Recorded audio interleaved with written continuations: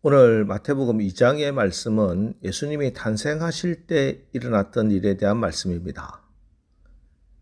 1절 헤롯 왕 때 예수께서 유대의 베들레헴에서 나심에 동방으로부터 박사들이 예루살렘에 이르러 말하되, 동방에서부터 온 박사들이 예루살렘의 헤롯 왕을 방문해서 이렇게 질문합니다. 2절과 3절을 보겠습니다.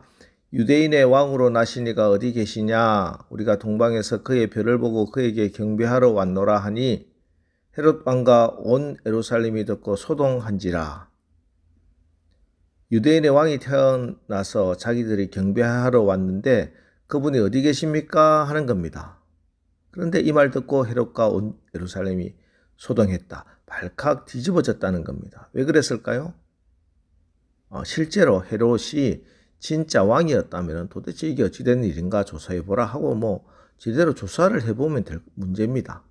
하지만 그가 소동하고 불안해하고 온 예루살렘이 야단법석이 난 이유는 헤롯 스스로도 자기는 진짜 왕이 아니라는 것을 알고 있었고 또 백성들도 그렇게 생각하고 있었기 때문입니다. 사실 헤롯은 유대인이 아닙니다. 그는 에돔 사람이었습니다. 이방인이죠. 자, 그런데 정치적 겉모술수와 엄청난 돈으로 로마에 뇌물을 주고 왕이 된 사람입니다. 정통성이 없는 거지요. 그러니 그 스스로 늘 나는 실질적인 왕이 아니라는 불안감에 시달리고 있었고 백성들도 그렇게 생각하고 있었던 차에 유대인의 왕, 진짜 왕이 태어났다는 겁니다. 게다가 그는 메시아 대망사상을 잘 알고 있었습니다. 약 700여 년 전부터 이사야 선지자가 예언한 그 시절부터 메시아가 올 것이고 메시아가 오시면 이런 일이 일어날 것이고 많은 사람이 메시아를 기다리고 소망한다. 사실 헤롯도 잘 알고 있었습니다. 그래서 그는 대제사장과 서기관들을 불러서 메시아 그리스도가 어디서 나겠느냐 묻습니다. 이에 유대 땅 베들레헴에서 나타날 것이다 답을 얻습니다. 그러자 그는 동방박사를 불러서 나도 가서 경배할 테니 어디에 났는지 아기에 대해서 정확한 위치를 나에게 알려달라 이렇게 말합니다. 이렇게 말했지만 사실은 속셈은 왕으로 오신 아기를 찾아서 죽이려고 하는 속셈이었죠. 이처럼 예수님은 이 땅에 태어나자마자 위기에 처합니다. 하지만 걱정할 필요가 없습니다. 진짜 왕이신 예수님은 하나님께서 친히 보호하시기 때문입니다. 12절 그들은 꿈에 헤롯에게로 돌아가지 말라 지시함을 받아 다른 길로 고국에 돌아가니라. 하나님께서 동방박사들에게 천사를 보내서 그들이 돌아갈 때는 헤롯에게로 가지 말고 다른 길로 가라 말씀해 주셨어요.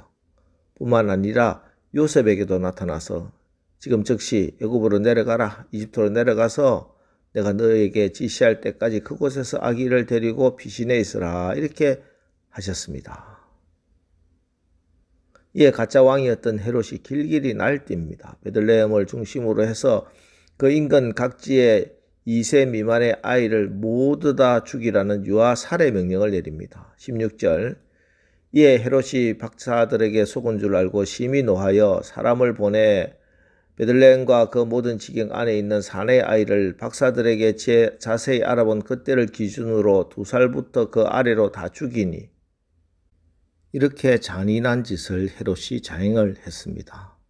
아무것도 모르는 2살 미만의 어린 아기들 다 죽인 헤롯은 그 옛날 모세 시절에 애굽의 바로왕과 닮아 있습니다. 왜 이런 일을 행했을까요? 그가 진짜 왕이 아닌 가짜였기 때문입니다. 그는 하나님께 임명받은 혹은 백성들에게 권위를 부여받은 사람이 아니었기 때문에 그는 늘 불안한 마음으로 결국은 수많은 영아를 살해하는 이런 흉악한 짓을 저지른 겁니다. 그러나 진짜 왕은 하나님께서 지키시고 보호하셔서 하나님의 날개 그늘 아래 품어주시고 걱정 없이 그를 키우시고 돌보셨습니다. 오늘 여러분 이런 하나님 말씀을 들으면서 나의 신분을 다시 한번 생각해 보시기 바랍니다. 과연 나는 오늘 진짜 나의 신분을 알고 있는가? 사람들은 흔히 착각하기를 우리가 사회적으로 가진 직책이나 직업이 나의 신분이라고 생각합니다. 근데 그건 사실 나를 둘러싼 껍데기일 뿐입니다. 옷을 갈아입는 것처럼 내가 가지고 있는 직업이나 사람들이 나를 부르는 호칭은 언제든지 바뀔 수 있고 언제든지 갈아입을 수 있는 겁니다. 그걸 진짜로 생각한다면 우리는 허상을 붙들고 살고 있는 겁니다. 변함없이 진짜인 것은 내가 하나님의 자녀라는 사실입니다. 하나님께서 나를 위해서 독생자 예수 그리스도를 보내주시고 나는 하나님의 자녀로 인치심을 받았다는 사실, 이것이 변함없는 나의 진짜 신분이라는 사실을 분명히 붙들고 기억하시기 바랍니다. 이 신분 위에 우리는 집을 지어야 합니다.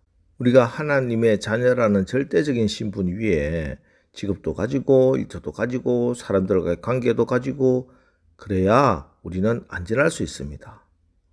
하나님의 자녀라는 신분이 아닌 언제 이 신분이 끝날지 모르는 거짓 신분 가지고 살아가면 항상 불안할 수밖에 없습니다. 온갖 거짓과 위선과 탐욕과 오늘 헤롯 같은 사람은 사람을 죽이는 일까지 서슴지 않습니다.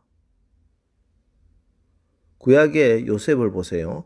요셉은 많은 옷을 갈아입었습니다. 아버지 집에서 채색 옷도 입었고 노예의 옷도 입었고 죄수의 옷도 입었습니다. 그리고 나중에 총리의 옷도 입고 세마포 옷도 입고, 하지만 변함없는 그의 신분은 하나님의 자녀라는 신분이었습니다.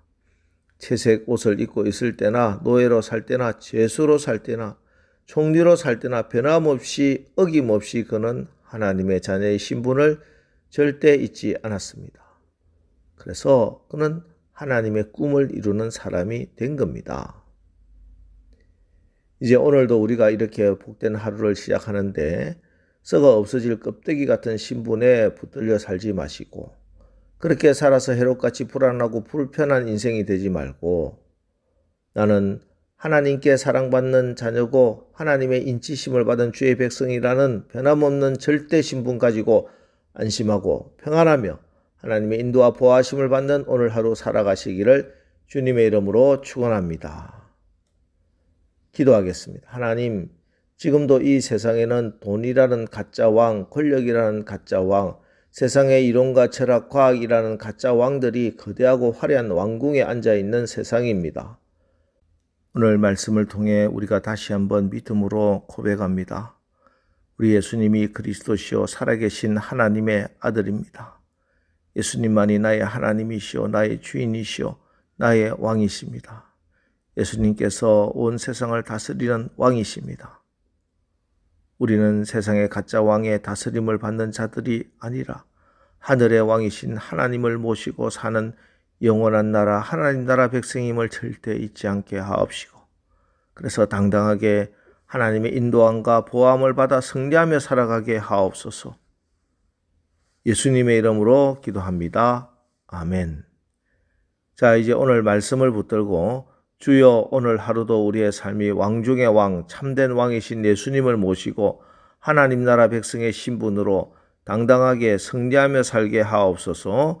우리 합심해서 기도하고 나가겠습니다. 우리 기도하겠습니다.